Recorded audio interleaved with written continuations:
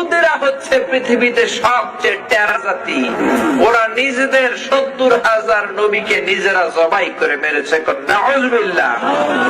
এজন্য দরিবাত আলাইহিমুয যিল্লাতু ওয়াল মাসকানা, গোটা বিশ্বে আল্লাহ তাদেরকে শাস্তি দিয়েছেন। এক হিটলার ইহুদি মেরেছে 60 লাখ। কয় লাখ?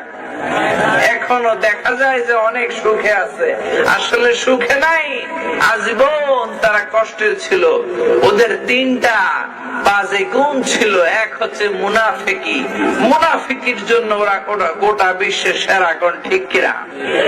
2 নাম্বার হলো ষড়যন্ত্র, কনস্পিরেসির জন্য সেরা। আমার নবীর লাশ চুরি করার জন্য ওরা এসেছিল। নাউযুবিল্লাহ পড়েন।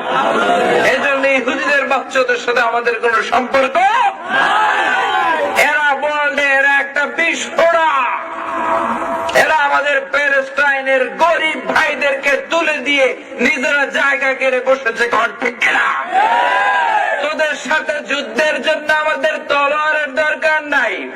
লোহিত সাগরের সামনে দাঁড়িয়ে সবাই পেশাব করলে তোরা ভেসে উড়ে যাবি। কোন ঠিক?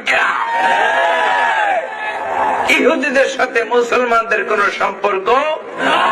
পৃথিবীতে এইডস এর নাম শুনেছেন? এইডস ছড়িয়েছে ওরা, HIV ওরা ছড়িয়েছে পৃথিবীতে। প্রথম বিমান ছিনতাই পৃথিবীতে ছিল না, ইহুদির বাচ্চারা করেছে। বম্বিং হামলা পৃথিবীতে ছিল না, ইহুদিরা করেছে। আমাদের জায়নামাজের মধ্যে কাবার সব ছবি, মসজিদে নববীর ছবি ছিল না, ওরা দিয়েছে। আমরা সহজ সরল মুসলমানেরা ওই জায়নামাজ করে নামাজ পড়ি আর নিজের কাবার উপরে লাথি দেই। কোন ঠিক কিনা?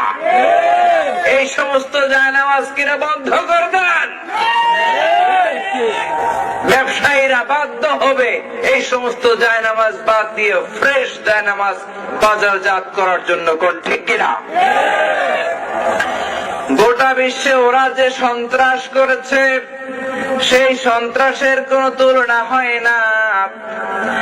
ওদের 1 নাম্বার বাজিগুণ হলো মুনাফিক, 2 নাম্বার হলো ষড়যন্ত্রকারী, 3 নাম্বার হলো সুদখোর। 3 নাম্বার কি?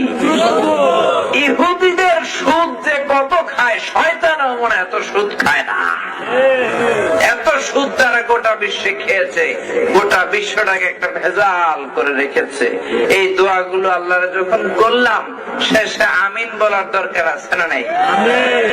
এজন্য আমরা বললাম গায়রিল মাগদুবি আলাইহিম ওয়ালাদ-দাল্লিন। পড়ে আমিন।